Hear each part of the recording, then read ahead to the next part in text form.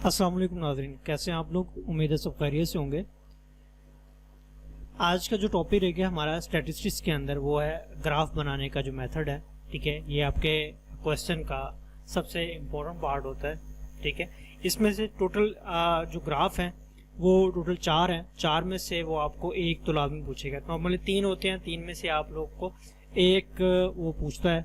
ठीक है, या 2 भी पूछ सकता है। तो आपने उसको 2 हिस्सों में डिवाइड करना है। एक उसका मेथड लिखना होता है, ठीक है, और एक उसको आपने जस्टिफाई करना होता है। ठीक है, तो आज हम देखते हैं कि ग्राफ कितनी तरह के होते हैं, कौन कौन से होते हैं और उसको कैसे बनाया जाता होता है। ठीक है, और उसका स्केल कैसे डिफाइन किया जाता है। तो हम देख लें, अपनी स्क्रीन के ऊपर देख लें, जो ग्राफ की मदद से जितने भी हमारा डाटा होता है, जो भी हमने डाटा मैथमेटिकली परफॉर्म किया होता है, उसको हमने एक ग्राफिकल रिप्रेजेंटेशन देनी होती है। मसलन ये कि हमने उसे एक तस्वीर के अंदर शो करना होता है, ग्राफ को बना के दिखाना होता है। ठीक है, ताकि वो इजीली एक्सेस हो सके और वो खूबसूरती भी होता है किसी भी डाटा को रिप्रेजेंट करने के लिए। तो सबसे पहले हम देख लेते हैं इसके कुछ रूल्स क्या है। सबसे पहले यही देखा जाता है कि ग्राफ को जिसकी मदद से ग्राफ बनाया जाए, उस ग्राफ को नजदीक रखना चाहिए, कम अज कम उस सफ़ा पर जो ग्राफ के सामने होना चाहिए। ठीक है, तो हम इसके अंदर देखते हैं कि उसका उन्वान होना चाहिए, खूबसूरत नज़र भी आए, उसका एक मुनासिब स्केल होना चाहिए। ठीक है, जो भी आप स्केल करें उसकी तफसील आपने ऊपर दाएं तरफ लिखनी होती है, कोने के ऊपर। ठीक है, कॉर्नर में जाके उसका साफ सुथरा स्केच होना चाहिए। ठीक है, फालतू के निशान वगैरह लगा के या मैला नहीं करना चाहिए उसे। ठीक है, बहुत अच्छे। तो हमारा जो टॉपिक, जो क्वेश्चंस के अंदर जो आपके पेपर में पूछा जाता है, तो वो बेसिकली फॉर्म्स ऑफ ग्राफ्स होते हैं। तो हम देखते हैं इसके अंदर हमारे टॉपिक के अंदर कौन कौन से ग्राफ्स शामिल होते हैं। मैं देख लेता हूँ, हाईलाइटर ले लूँ। ठीक है, तो सबसे पहले आपके पास सिंपल बार डायग्राम होती है। ठीक है, ये सादा सी शक्ल का होता है। ठीक है, फिर आपका हिस्टोग्राम आता है, फिर फ्रीक्वेंसी पॉलीगॉन होता है, फ्रीक्वेंसी कर्व होता है, और फिर एंड पे आपका पाई चार्ट आता है। तो टोटल कितने हो गए? ये 5 हो गए। ठीक है, तो हम देखते हैं 1 बाय 1 इनको कैसे बनाया जाता है।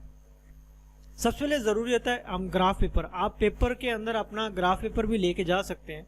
ठीक है, ब्लैंक लेके जाइएगा, बना के ना लेके जाइएगा, तो आप उसको भी यूज कर सकते हैं। अदरवाइज आप पेपर के ऊपर भी बना सकते हैं इस चीज को। तो लेकिन पेपर के ऊपर बनाने से ये होता है कि आपको उसको ज्यादा एक्सप्लेन करना पड़ता है। अगर आप ग्राफ पेपर साथ ले जाते हैं, ठीक है, तो अगर वो अलाउ करते हैं, समटाइम नहीं भी कर रहे होते अलाउ, आप ले जाएं साथ में।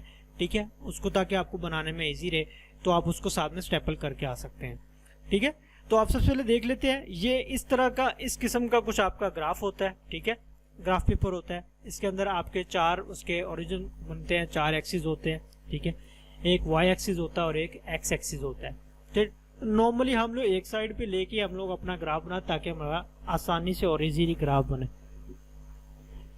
तो सबसे पहला काम जो, तो देखें, आपके पास एक ग्राफ पेपर है, सपोज कर ले ग्राफ पेपर, इसके ऊपर छोटे छोटे ग्रिड लाइन होती हैं, पिक्सल्स बने होते हैं, उनके छोटे छोटे ना स्क्वायर्स बने होते हैं। ठीक है, उसी से मिलकर आपका ग्राफ बन रहा होता है। तो ये 4 बड़े खाने बनते हैं। ठीक है, इसके 4 स्फीयर्स बनते हैं। ठीक है, ये लाइन आपकी जो इस तरह की लाइन होती है, वो क्या होती है? आपकी एक्स एक्सिस। ठीक है, जो हॉरिजॉन्टल होती है, ठीक है, वो क्या होती है? आपकी वाई एक्सिस होता है। 90 के एंगल पे जो होती है वो होती है आपकी वाई एक्सिस होता है। तो सबसे पहले जो टॉपिक होता है हम देख लें। अब यहाँ पे ये दोनों कट करते हैं, इसको हम लोग ओरिजिन बोलते हैं। ठीक है, क्या बोलते हैं? ओरिजिन। तो हम इसको ओ से रिप्रेजेंट करते हैं। किससे करते हैं? ओ, ओरिजिन कहते हैं इस चीज को। ठीक है, तो दूसरा नंबर पे आ जाता है आपका एडजस्टमेंट ऑफ स्केल। जब भी हमने कोई भी ग्राफ बनाना होता है, अब हम देखेंगे ना एग्जांपल के अंदर ग्राफ बनाने का तरीका देखेंगे, तो उसके अंदर हम बताएंगे कि एक स्मॉल स्क्वायर जो होता है, ये जो एक खाना है ना, ये वाला एक खाना है, वो कितने नंबर्स के बराबर होगा या कितनी फ्रीक्वेंसी के बराबर लिया जाएगा हमारा। ठीक हो गया, तो आगे आप देख लेते हैं हम लोग कि अप्रोप्रिएट स्केल क्या होता है। वो छोड़े आप लोग, जैसे ही हमारे पास आएंगे तो हम उसके मुताबिक ही उस चीज को डिफाइन कर लेंगे। एक एग्जांपल यहाँ पे दी गई है, तो हम उस एग्जांपल्स के थ्रू देखते हैं। एक मिनट जरा, ओके, कोई सा हम लोग देख लेते हैं, एक ये वाला। ठीक है, हमारे पास ये चीज दी गई है, तो ये कुछ चीजें दी गई हैं हमारे पास, और 90 तलबा है पर मुझ पर क्लास टोटल इनका नो हासिल जो होगी ना, ये वाली चीज, ये तो 90 होगी। तलबा मुझ तो क्लास की नफ्सियात की तलबा की वजाहत, ये सारी चीजें आपको दी गई हैं। ठीक है, आप इसको चेक करिएगा। इसको सिंपल बार डायग्राम के अंदर हमने इसको रिप्रेजेंट करना है, इस डाटा को अंदर जो आपके सामने नजर आ रहा है। ठीक है, ये वाला। तो हम इसको देखते हैं कि इन्होंने कैसे किया हुआ। सबसे पहले देखना होता है हमें सबसे छोटा नंबर और सबसे बड़ा नंबर क्या होता है। सबसे पहले ये हमें रेंज पता चल जाती है, फिर हम इसलिए स्केल को डिफाइन करना हमारे लिए आसान हो जाता है। हम ये फैसला करेंगे कि एक्स एक्सिस पर हासिल करदा नंबर आएंगे, ठीक है, जब वाई एक्सिस पर क्या फ्रीक्वेंसी आएगी। तो फ्रीक्वेंसी जब भी आपने लेनी हो तो किस पे लेनी है आपने, वाई एक्सिस पे लेनी है।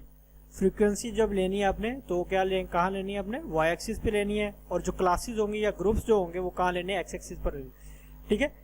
तो अब सबसे पहले चेक करेंगे हम लोग कि ज़्यादा से ज़्यादा तलबा की तादाद कितनी है हमारे पास। तो ये आ जाती है 90, ठीक है, 90। इसलिए अगर हम 2 छोटे खाने लें, एक तालिब इल्म शुमार करें तो 38 बनेंगे, ठीक है ना। तो ये कितने टोटल निशान बन जाएंगे, 38 बन जाते हैं। तो जो वाई एक्सिस पर जो 2 छोटे स्क्वायर होंगे उसको हम लोग कहेंगे एक स्टूडेंट के बराबर लेंगे। 2 छोटे खाने हो तो एक स्टूडेंट बनता है, ठीक है। तो 19 को मल्टीप्लाई करें हम लोग 2 से तो 38 खाने हमें चाहिए होंगे, स्क्वायर चाहिए होंगे। इस तरह एक्स एक्सिस पर हासिल करता नंबरों के लिए जब हम देखेंगे तो एक्स ऑफ 4 छोटे खाने रख लेते हैं, ठीक है।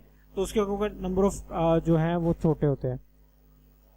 अब यहाँ पर आपके सामने एक प्रोसीजर आ रहा है, ठीक है। ये देखें, हमने ऊपर डिफाइन किया था कि ये जो एक होता है वाई एक्सिस के ऊपर 2 छोटे स्क्वायर एक स्टूडेंट के बराबर होगा। तो ये देख ले 10 हो तो ये 5 हो गए, ठीक है, फिर ये 10 हो गए, फिर ये आप इस चेक कर सकते हैं स्क्वायर्स के साथ। और दूसरा हमने क्या डिसाइड किया था, एक्स एक्सिस के ऊपर 4 स्क्वायर जो होंगे वो, ठीक है, वो फ्रीक्वेंसी के लिए हम करेंगे। अब फर्क ये है, ये देखें जो हमने बात की थी अभी की डिटेल जो देनी है हमने, तो ये स्केल की जो डिटेल होगी अलोंग एक्स एक्सिस पर 4 स्मॉल स्क्वायर किसके बराबर है, 1 मार्क के बराबर, ठीक है, ये देखें 1 मार्क है। अलोंग वाई एक्सिस के ऊपर 2 स्मॉल स्क्वायर 1 स्टूडेंट के बराबर होते हैं, ठीक है। अब अगर आप सोच रहे होंगे कि ये 0 से क्यों स्टार्ट नहीं हुआ, क्योंकि अगर आपके पास यहाँ से 0 से है ही नहीं, आपका कोई भी जो डाटा है वो 0 पे तक नहीं है, इसलिए वो 11 से शुरू हो रहा है। तो हम लोग खुद से ही थोड़े से खाने छोड़ के आगे शुरू कर सकते हैं, ठीक है। ये रेंज हम लोग खुद अपने तरफ से सपोज कर सकते हैं कि इससे पीछे वाले बाकी सारे फिगर जो है वो इधर आ जाते हैं, ठीक है। तो ये हमने देना है। जो सिंपल बार डायग्राम होती है उसके अंदर आप ये देख लें, ये डिफरेंस होता है, ठीक है। ये चीज़ क्या होती है, खाली होती है, याद रखिएगा। वो अलग अलग टावर बनते हैं सारे के सारे, ठीक है। उस हिसाब से ही आपने इसको करते जाना है, ठीक है। तो ये तो थी हमारे पास सिंपल बार डायग्राम। अब हम बात कर लेते हैं दूसरे वाले के ऊपर, हिस्टोग्राम। हिस्टोग्राम के लिए ज़रूरी है कि आपके पास जो फ्रीक्वेंसी डिस्ट्रीब्यूशन बहुत ज़रूरी होती है, ठीक है, कॉन्टिन्यूस भी हो, ठीक है। ये वाली कॉन्टिन्यूस होने का मतलब ये होता है, ठीक है, इस तरह की कॉन्टिन्यूस होनी चाहिए, डिस्क्रीट नहीं होनी चाहिए, ठीक है। तो ये देख, ये जो हमारे पास डाटा दिया गया ना, ये डिस्क्रीट में दिया गया है। देखें 49, 50, 59, 60 से आगे शुरू हो रहा। हम सबसे पहले इसको किस में कन्वर्ट करेंगे, कॉन्टिन्यूस के अंदर करेंगे।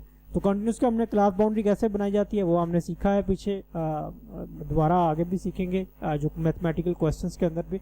तो हम लोग ये देखें 0.5 का डिफरेंस आएगा, इसको हम लोग जो है लोअर लिमिट में माइनस करते हैं, इधर माइनस होता है ये, और इधर क्या होता है ये वाला इधर प्लस होता जाता है, ठीक है। इस वाले 49 के अंदर क्या होता जाएगा, ये प्लस होता जाएगा। तो देखें सबसे पहले हमने ये चेक कर लिया, हमने ये क्या आंसर था, ये डिस्क्रीट सीरीज थी, हमने इसको कॉन्टिन्यूस में कन्वर्ट करके ये बना दिया। हिस्टोग्राम बनाने के लिए जरूरी है कि आपका डाटा कौन सा हो, कॉन्टिन्यूस। ये आपने लिखना है, ये बताना है, ये डिफरेंस होता है आपका। बाकी सारे का सारा प्रोसीजर इसके अंदर सेम ही रहेगा, ठीक है। सिर्फ और सिर्फ आपने एक ही चीज डिफाइन करनी है कि स्केल क्या होना चाहिए, आप किस स्केल के मुताबिक उस चीज को ले रहे हैं, और कोई चेंज नहीं आएगा इसके अंदर, ठीक है। तो आप देख सकते हैं। और दूसरा डिफरेंस इसके अंदर जो आता है, ये साथ मिले होते हैं। और ये मिले क्यों होते हैं साथ में, ये इसलिए मिले होते हैं कि इसकी जो फ्रीक्वेंसी होती है वो कंटिन्यूस होती है, ठीक है। कंटिन्यूस होने के लिए ये जुड़े होना बहुत ज़रूरी होता है, एक दूसरे से एडजस्टेंट होते हैं, मिले होते हैं। उम्मीद है आपको हिस्टोग्राम की समझ में आ गई। अगर आपको हिस्टोग्राम आता है ना समझ, तो इसके बाद के अगले दोनों या तीनों जो हैं वो आप बहुत इजीली समझ सकते हैं, ठीक है। अब आगे हम देख लेते हैं फ्रीक्वेंसी कर्व कैसे बनाया जाता है, फ्रीक्वेंसी की पॉलीगॉन, ठीक है। अब फ्रीक्वेंसी पॉलीगॉन के लिए एक ही चीज़ हमने करनी है, वो आप 2 तरह से उसको सॉल्व कर सकते हैं। आप पहले हिस्टोग्राम बनाएंगे, ठीक है, फिर उसके बाद उसका मिड पॉइंट निकाल के आप लोग उसको, मिड पॉइंट का निकालने का फॉर्मूला में आप इसमें देख लें ये दोनों लिमिट्स को क्या करें, जमा करें और 2 पे डिवाइड कर दें। इन दोनों को जमा करें, 2 पे डिवाइड कर दो, तो ये आपका क्या निकल आएगा, मिड पॉइंट निकल आएगा, जिसको हम एक्स बोलते हैं। ठीक है, फ्रीक्वेंसी को हिस्टोग्राम की मदद से जाहिर करें। ठीक है, तो देख लें फ्रीक्वेंसी पॉलीगॉन नेक्स्ट आ जाता है। इसके 2 तरीके होते हैं। पहले तरीके में या तो हिस्टोग्राम बनाया जाता है, ठीक है, और फिर उसके बाद उसका मिड पॉइंट निकालकर उसको मिला दिया जाता है आपस में। ठीक है, या फिर आप डायरेक्टली इसका मिड पॉइंट निकाल लें और उसी को ही कर्व बना दें। दोनों तरीके से आप इसको कर सकते हैं। ठीक है, ओके, आप इजी यही है कि आप हिस्टोग्राम बना लें। ठीक है, हिस्टोग्राम में ये देखें, ये आपके हिस्टोग्राम बनाने के लिए कौन सी चीज जरूरी थी कि डाटा आपका कॉन्टिन्यूस होना चाहिए। तो ये डाटा को सबसे पहले आप कॉन्टिन्यूस बनाएंगे क्लास बाउंड्री के जरिए, बन गई। उसके बाद हमारे पास क्या आ जाती है, उसके बाद एज इट इज हिस्टोग्राम बना लेना आपने। हिस्टोग्राम बनाने के बाद उसका आपने मिड पॉइंट निकाल लेना है। मिड पॉइंट निकालने का फॉर्मूला मैं आपको बता चुका हूं। ठीक है, फर्क सिर्फ यही है, ये मिड पॉइंट है। ठीक है, इस मिड पॉइंट पे आप निशान लगाएं, ठीक है, और बाद में उन्हें मिला दें तो ये फ्रीक्वेंसी पॉलीगॉन बन जाती है। ठीक है, ये पॉइंट ले लिया हमने, इसको अगर मिला देंगे तो हमने क्या बन जाती है, फ्रीक्वेंसी पॉलीगॉन। ये भी बन सकती है, आप सिंपल भी बना सकते हैं। सिंपल इसके मिड पॉइंट निकालें और उसको बना दें, उसके अंदर फिर आपको वो जो बार्स हैं वो नजर नहीं आएंगी। ठीक है, ये देखें मिड पॉइंट निकालने का फॉर्मूला। ठीक है, ये चीज देख लें आपके सामने, ये हो गया। ठीक है, और उसके बाद ये देख लें डायरेक्ट आपने क्या निकाला, इसके अंदर वो हिस्टोग्राम बनाने की जरूरत नहीं है आपको, जस्ट मिड पॉइंट निकालें और उसको आप मिला दें, तो ये सारी की सारी कौन सी जगह फ्रीक्वेंसी पॉलीगॉन हो जाती है।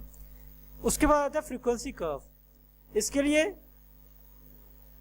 जरूरी नहीं कि आप हिस्टोग्राम बनाएं, जरूरी भी आप मतलब कि ऐसा कोई पेट रूल नहीं है कि आप इसके लिए हिस्टोग्राम बनाएं या ना बनाएं। इसको हम लोग फ्री हैंड कर्व भी बोलते हैं। इसके अंदर जस्ट आपने जिस तरह ऊपर वाले के अंदर आपने मिड पॉइंट के ऊपर निशान लगाना है, यहाँ भी मिड पॉइंट ही लेने हैं आपने, बट आपने एक बेल शेप बना देनी है उसकी। ठीक है, एक कर्व बना देना है। जरूरी नहीं है कुछ चीजें ऊपर आएंगी, कुछ चीजें नीचे भी आएंगी उसकी। ठीक है, बेल शेप की तरह क्यों होता है। ठीक है, इसको कर्व के जरिए आपने कर लेना है। हिस्टोग्राम बनाई भी जाती है और दिमानी इसको ग्राफ पर मुंतकिल करो। ठीक है, ये देखें मिड पॉइंट आपने फॉर्म उसी तरह ही कैलकुलेट कर रहे हैं, ये दोनों को जमा करके 2 पे डिवाइड कर रहे हैं, तो ये मिड पॉइंट निकलता जा रहा है आपका।